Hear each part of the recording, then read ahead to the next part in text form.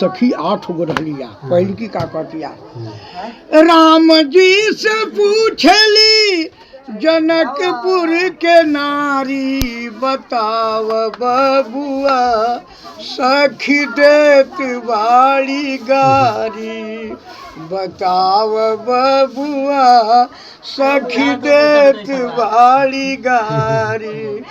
राम जी से पूछली जनकपुर के नारी, बताव बबुआ सखी देत बाड़ी गारी। एक अचरज में आउर सुनली, खास योधा मझारी। एक अचरज में आउर सुनली, खास योधा मझारी।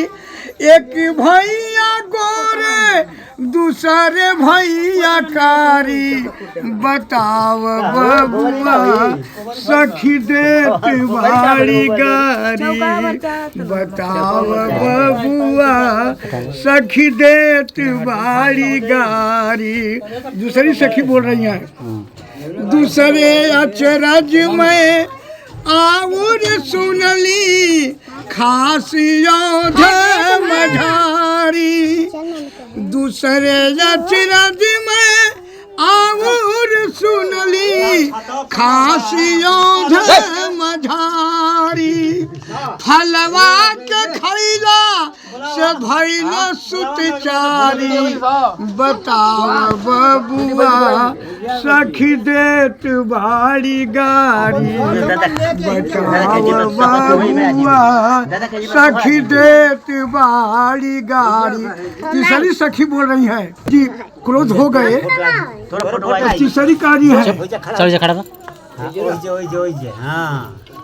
खिया बोली और सुनी जा, अरे आइल बार बबुआ क्रोधियान होई हा बबुआ, आइल बार ससुरारी, बताव बबुआ सखी देत बाड़ी गारी।